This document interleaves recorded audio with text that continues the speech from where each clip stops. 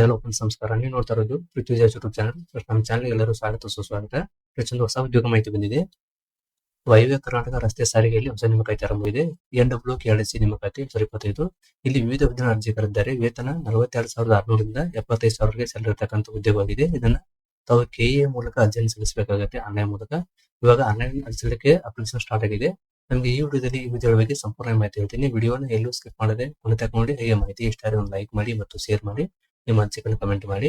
ಹೊಸಬರು ಯಾರು ನಮ್ಮ ಚಾನಲ್ ನೋಡ್ತಾ ಇದ್ದೀರಾ ಅವ್ರು ನಮ್ಮ ಚಾನಲ್ ಸಬ್ಸ್ಕ್ರೈಬ್ ಮಾಡ್ಕೊಳ್ಳಿ. ಹಾಗೆ ಪಕ್ಕದಲ್ಲಿರ್ತಕ್ಕಂಥ ಬೆಲ್ ಐಕಾನ್ ಮಾಡ್ಕೊಂಡ್ರೆ ನಾವು ಅಪ್ಲೋಡ್ ಮಾಡೋ ಪ್ರತಿಯೊಂದು ವಿಡಿಯೋ ತಮಗೆ ನೋಟಿಫಿಕೇಶನ್ ಬರ್ತವೆ. ಹೊಸ ಹೊಸ ಉದ್ಯೋಗ ಮಾಹಿತಿಗಳು ದೊರೆಯುತ್ತದೆ. ಓಕೆ ಫ್ರೆಂಡ್ಸ್, ನೇರವಾಗಿ ನಮ್ಮ ಸ್ಕ್ರೀನ್ ಮೇಲೆ ನೋಡೋ ಮಾಹಿತಿ ನೋಡಿ ಹೇಗೆ ಅಂತ ನೋಡ್ತಿದ್ದು KE ಕಡೆ ಬಂದಂತ ಇದು PDF ಬಗ್ಗೆ ನೋಟಿಫಿಕೇಶನ್ ಕೊಟ್ಟಿದ್ದಾರೆ. ಇಲ್ಲಿ ಕರ್ನಾಟಕ ಪರೀಕ್ಷಾ ಪ್ರಾಧಿಕಾರ ಕೊಟ್ಟಿದ್ದಾರೆ. ಡೇಟ್ ಬಂದು 19/11/2025 ಅಧಿಸೂಚನೆ ಕೊಟ್ಟಿದ್ದಾರೆ. ವಾಯುವ್ಯ ಕರ್ನಾಟಕ ರಸ್ತೆ ಸಾರಿಗೆ ಸಂಸ್ಥೆಯಲ್ಲಿ ಖಾಲಿ ಇರುವ ವಿವಿಧ ವೃಂದದ ದರ್ಜೆ 2 ಅಧಿಕಾರಿ ಹುದ್ದೆಗಳನ್ನು ನೇರ ನೇಮಕಾತಿ, ಆಂತರಿಕ ನೇಮಕಾತಿ ಮೂಲಕ ಆಯ್ಕೆ ಮಾಡಲು ಸಂಸ್ಥೆ ಅಳವಡಿಸಿಕೊಂಡಿರುವ ಕರ್ನಾಟಕ ರಾಜ್ಯ ರಸ್ತೆ ಸಾರಿಗೆ ನಿಗಮದ ಪದವೃಂದ ಮತ್ತು ನೇಮಕಾತಿ ನಿಯಮಾವಳಿ 1982 ಮತ್ತು ದರ್ಜೆ 2 ಅಂತ ಕೊಟ್ಟಿದ್ದಾರೆ. ಅಧಿಕಾರಿ ಹುದ್ದೆಗಳ ಆಂತರಿಕ ನೇಮಕಾತಿ ಕೊಟ್ಟಿದ್ದಾರೆ. ಇಲ್ಲಿ ಅನುಸಾರ ಕರ್ನಾಟಕ ಪರೀಕ್ಷೆ ಪ್ರಾಧಿಕಾರದಿಂದ ಆನ್ಲೈನ್ ಮೂಲಕ ಅರ್ಜಿಯನ್ನು ಆಹ್ವಾನಿಸಿ ಕೊಟ್ಟಿದ್ದಾರೆ. ಈ ಕೆಳಕಂಡ ಹುದ್ದೆಯನ್ನು ಕೊಟ್ಟಿದ್ದಾರೆ. ಹುದ್ದೆಗಳ ಹೆಸರು ಕೊಟ್ಟಿದ್ದಾರೆ. ಅಧಿಕಾರಿ ಹುದ್ದೆಗಳ ನೇರ ನೇಮಕಾತಿ. ಇಲ್ಲಿ ಹುದ್ದೆಯ ಹೆಸರು, ವೇತನ ಶ್ರೇಣಿ, ಒಟ್ಟು ಹುದ್ದೆ ಕೊಟ್ಟಿದ್ದಾರೆ. ಸಹಾಯಕ ಆಡಳಿತಾಧಿಕಾರಿ, ಸಹಾಯಕ ಲೆಕ್ಕಾಧಿಕಾರಿ, ಸಹಾಯಕ ಕಾನೂನಾಧಿಕಾರಿ, ಸಹಾಯಕ ಕಾರ್ಮಿಕ ಕಲ್ಯಾಣಾಧಿಕಾರಿ ಮತ್ತು ಸಹಾಯಕ ತಾಂತ್ರಿಕ ಶಿಲ್ಪಿ, ಸಹಾಯಕ ಸಂಚಾರಿ ವ್ಯವಸ್ಥಾಪಕ, ಈ ರೀತಿ ಹುದ್ದೆ ಕೊಟ್ಟಿದ್ದಾರೆ. ಸ್ಯಾಲರಿ 42,600ರಿಂದ ಟೋಟಲ್ ಆಗಿ 75,170 ರೂಪಾಯಿ ಪರ್ ಸ್ಯಾಲರಿ ಇರುತ್ತೆ. ಇಲ್ಲಿ ಆಡಳಿತಾಧಿಕಾರಿ 2 ಹುದ್ದೆ ಖಾಲಿವೆ, ಲೆಕ್ಕಾಧಿಕಾರಿ 2 ಹುದ್ದೆ ಖಾಲಿವೆ, ಕಾನೂನಾಧಿಕಾರಿ 4+1 5 ಹುದ್ದೆ ಖಾಲಿವೆ. ಆಮೇಲೆ ಕಾರ್ಮಿಕ ಕಲ್ಯಾಣ ಅಧಿಕಾರಿಯಲ್ಲಿ 4 ಹುದ್ದೆ ಖಾಲಿವೆ. ಆಮೇಲೆ ತಾಂತ್ರಿಕ ಶಿಲ್ಪಿಯಲ್ಲಿ 6 ಹುದ್ದೆ ಖಾಲಿವೆ, ವ್ಯವಸ್ಥಾಪಕದಲ್ಲಿ 8 ಹುದ್ದೆ ಖಾಲಿವೆ. ಟೋಟಲ್ ಆಗಿ 26 1+20 ಹುದ್ದೆ ಅಂತ ಕೊಟ್ಟಿದ್ದಾರೆ ಇಲ್ಲಿ. ಅದೇ ರೀತಿ ಅಧಿಕಾರಿ ಹುದ್ದೆಗಳ ಆಂತರಿಕ ನೇಮಕಾತಿ. ಇಲ್ಲಿ ಬಂದ್ಬಿಟ್ಟು ಕಾರ್ಮಿಕ ಕಲ್ಯಾಣ ಅಧಿಕಾರಿ 1 ಹುದ್ದೆ ಖಾಲಿ ಇದೆ, ಕಾನೂನು ಅಧಿಕಾರಿ 1 ಹುದ್ದೆ ಖಾಲಿ ಇದೆ, ಹಾಗೂ ತಾಂತ್ರಿಕ ಶಿಲ್ಪಿಯಲ್ಲಿ 2 ಹುದ್ದೆ ಖಾಲಿವೆ, ಸಂಚಾರ ವ್ಯವಸ್ಥಾಪಕದಲ್ಲಿ 2 ಹುದ್ದೆ ಖಾಲಿ. ಟೋಟಲ್ ಆಗಿ 6 ಹುದ್ದೆ ಖಾಲಿವೆ. ಇವರು ಕೂಡ ಸೇಮ್ ಸ್ಯಾಲರಿ ಇರುತ್ತದೆ. ಆಮೇಲೆ ಇಲ್ಲಿ ನೇಮಕಾತಿಗೆ ಪ್ರಕಟಿಸಿದ ಸಂಖ್ಯೆ ತಾತ್ಕಾಲಿಕವಾಗಿದ್ದು, ನೇಮಕಾತಿಯ ಸಮಯದಲ್ಲಿ ಸಂಸ್ಥೆಯ ಅವಶ್ಯಕತೆ ಅನುಗುಣವಾಗಿ ಹುದ್ದೆಗಳ ಸಂಖ್ಯೆಯನ್ನು ಹೆಚ್ಚು ಕಡಿಮೆ ಮಾಡುವುದು ಕೊಟ್ಟಿದ್ದಾರೆ. ಹುದ್ದೆವಾರು, ಪ್ರವರ್ಗವಾರು ಇವರುಗಳನ್ನು ವಾಯುವ್ಯ ಕರ್ನಾಟಕ ರಸ್ತೆ ಸಾರಿಗೆ ನೀಡಿದಂತೆ ಸೂಚನೆ ಕೊಟ್ಟಿದ್ದಾರೆ. ಇಲ್ಲಿ ಅಧಿಕಾರಿ ಹುದ್ದೆಗಳು ಆಯ್ಕೆಗೊಂಡ ಅಭ್ಯರ್ಥಿಗಳನ್ನು 1 ವರ್ಷ ತರಬೇತಿಗೆ ಒಳಗೊಂಡು 2 ವರ್ಷಗಳ ಕಾಲ ಕಾಯಂ ಪೂರ್ವ ಪರೀಕ್ಷೆ ಸೇವೆಯ ನಿಮಿಷಗಳು ಕೊಟ್ಟಿದ್ದಾರೆ.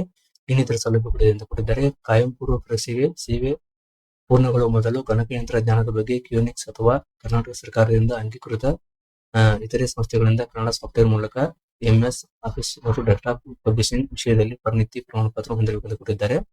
ಆಮೇಲೆ ಕೊಟ್ಟಿದ್ದಾರೆ. ಅಧಿಕಾರಿ ಹುದ್ದೆಗಳ ನೇರ ನೇಮಕಾತಿಗೆ ಶೈಕ್ಷಣಿಕ ಅರ್ಹತೆ. ಈ ಹುದ್ದೆಗೆ ಅಪ್ಲೈ ಮಾಡಬೇಕಾದ್ರೆ ಶೈಕ್ಷಣಿಕ ಅರ್ಹತೆ ಕೊಟ್ಟಿದ್ದಾರೆ. ಸಹಾಯಕ ಆಡಳಿತಾಧಿಕಾರಿ ಅಡ್ಮಿನಿಸ್ಟ್ರೇಟಿವ್ ಆಫೀಸರ್ ಅಲ್ಲಿ ಮಾಸ್ಟರ್ ಡಿಗ್ರಿ ಪಾಸ್ ಆಗಿರ್ಬೇಕು, ಸೋಷಿಯಲ್ ವರ್ಕ್ ಬಿಸಿನೆಸ್ ಅಡ್ಮಿನಿಸ್ಟ್ರೇಷನ್ ಆಗಿರ್ಬೇಕು ವಿತ್ ಸ್ಪೆಷಲೈಸೇಷನ್ ಪರ್ಸನಲೈಸೇಷನ್ ಮ್ಯಾನೇಜ್ಮೆಂಟ್ ಅಂತ ಕೊಟ್ಟಿದ್ದಾರೆ. ಆಮೇಲೆ ಸಹಾಯಕ ಲೆಕ್ಕಾಧಿಕಾರಿ ಅಕೌಂಟ್ಸ್ ಹುದ್ದೆಗಳಿಗೆ ಇದು ಮಾಸ್ಟರ್ ಡಿಗ್ರಿ ಪಾಸ್ ಆಗಿರ್ಬೇಕು, BCom MBA ಫೈನಾನ್ಸ್ ಆಗಿರ್ಬೇಕು ಕೊಟ್ಟಿದ್ದಾರೆ. ಸಹಾಯಕ ಕಾರ್ಮಿಕ ಮತ್ತು ಕಲ್ಯಾಣಾಧಿಕಾರಿಯಲ್ಲಿ ಲೇಬರ್ ಅಂಡ್ ವೆಲ್ಫೇರ್ ಆಫೀಸರ್ ಹುದ್ದೆಗಳು ಸೋಷಿಯಲ್ ವರ್ಕ್ ಕಾನ್ಸ್ಟೇಬಲ್ ಆಗಿರ್ಬೇಕು ಅಂತ ಕೊಟ್ಟಿದ್ದಾರೆ.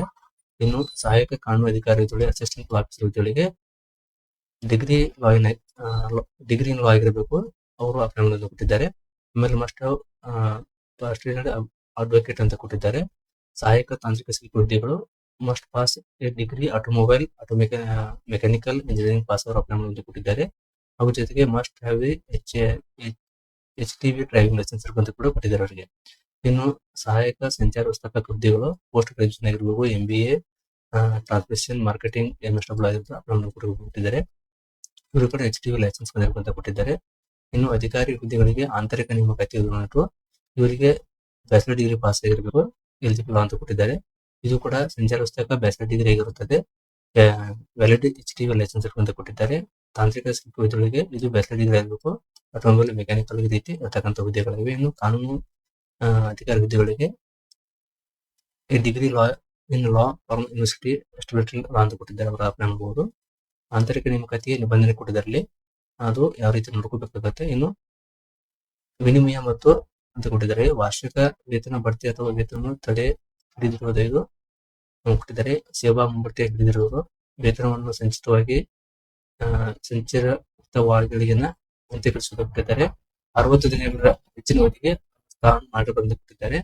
ಇನ್ನು ವಿನಿಮಯ ಏಣದಲ್ಲಿ ಇನ್ನು ಸ್ವಲ್ಪ ಮಾಹಿತಿ ಇದೆ, ನೋಡ್ಕೊಳ್ಳಿ, ತುಂಬಾ ಲೆಂತ್ ಆಗಿಬಿಡುತ್ತೆ. ಇನ್ನು ಫಿಸಿಕಲ್ ಬಗ್ಗೆ ಮಾತಾಡ್ಬೇಕಾದ್ರೆ ಎತ್ತರ 160 ಸೆಂಟಿಮೀಟರ್ ಇರಬೇಕು, ಪುರುಷರಿಗೆ, ಮಹಿಳೆಯರಿಗೆ 153 ಇರಬೇಕು, ತೂಕ 55 ಕೆಜಿ ಇರಬೇಕು, 50 ಕೆಜಿ ಇರಬೇಕಾಗುತ್ತೆ.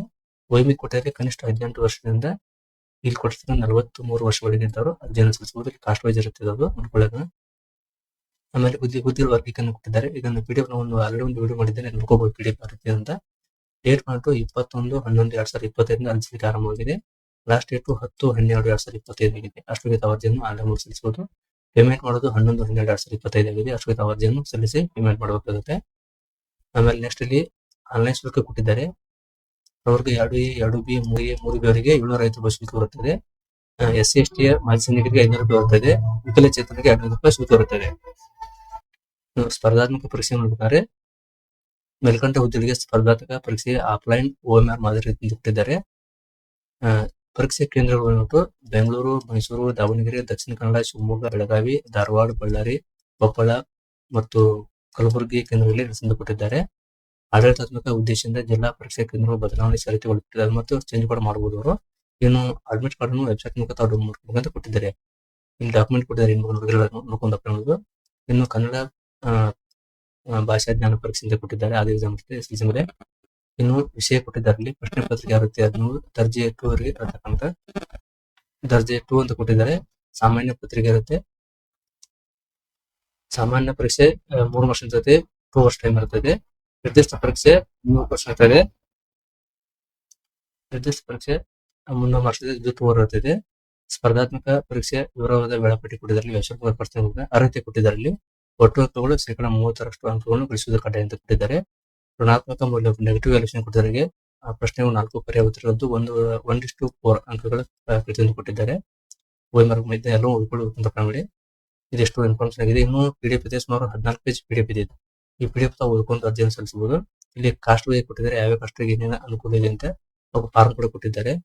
ಇಲ್ಲಿ ಗ್ರಾಮೀಣ ಅಭ್ಯರ್ಥಿಗೆ ಮಾಹಿತಿ ಕೊಟ್ಟಿದ್ದಾರೆ, ವ್ಯವಹಾರ ಹೆಸರಿಲ್ಲ. ಆಮೇಲೆ ಪ್ರಮುಖ ಸೂಚನೆ ಕೊಟ್ಟಿದ್ದಾರೆ. ಇದನ್ನ ಡಾಕ್ಯುಮೆಂಟ್ ಇಟ್ಕೋಬೇಕಾಗತ್ತೆ, ಏನ್ ಬೇಕಂತ ಫೋಟೋ, ಸೈನ್ ಎಲ್ಲ ಕೊಟ್ಟಿದ್ದಾರೆ. ಯಾವ ಸೈಜ್ ಎಷ್ಟು ಇರಬೇಕು ಅಂತ ಓದ್ಕೊಂಡಿರ್ತಾರೆ ಅಂಗಡಿ. ಇಲ್ಲಿ ಆಧಾರ್ ಕಾರ್ಡ್ ಕೊಟ್ಟಿದ್ದಾರೆ.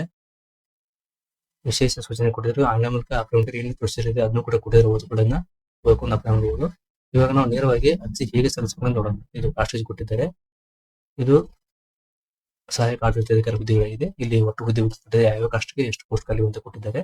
ನೋಡ್ಕೊಂಡು ಅಪ್ಲೈ ಮಾಡಬಹುದು. ಪ್ರತಿಯೊಂದು ಕ್ಲಿಯರ್ ಆಗಿ ಕೊಟ್ಟಿದ್ದಾರೆ. ನಿಮ್ದು ಯಾವ ಕಾಸ್ಟ್ ಬರುತ್ತೋ ಹಾಗೂ ಯಾವ ಹುದ್ದೆಗೆ ಅಪ್ಲೈ ಮಾಡಿದಾರ ಅವರು ಕ್ಲಿಯರ್ ಆಗಿ ಕೊಟ್ಟಿದ್ದಾರೆ. ಅದನ್ನು ಅವೈಲೇಬಿಲಿಟಿ ನಿಮ್ಮ ಕಾಸ್ಟ್ಗೆ ಸೀಟ್ ಇದೆ ನೋಡ್ಕೊಂಡು ಅರ್ಜಿಯನ್ನು ಸಲ್ಲಿಸಬಹುದು. ಇಲ್ಲಿ ಅಲ್ಲಿ ಕೊಟ್ಟಿದ್ದಾರೆ ಅಪ್ಲೈ ಮಾಡ್ಬೇಕಾದ್ರೆ ಇಲ್ಲಿ ಮೂಲಕ ತಾವು ಅರ್ಜಿಯನ್ನು ಸಲ್ಲಿಸಬಹುದಾಗಿರುತ್ತದೆ. ನೋಡಿ, ಇದು ಅಪ್ಲೈ ಮಾಡೋ ಲಿಂಕ್ ಆಗಿದೆ. ಇಲ್ಲಿಂದ ಅರ್ಜಿಯನ್ನು ಸಲ್ಲಿಸಬೇಕಾಗುತ್ತೆ. ಒಂದು ವೇಟ್ ಮಾಡಿ, ಓಪನ್ ಅಂತಲ್ಲ ಅದು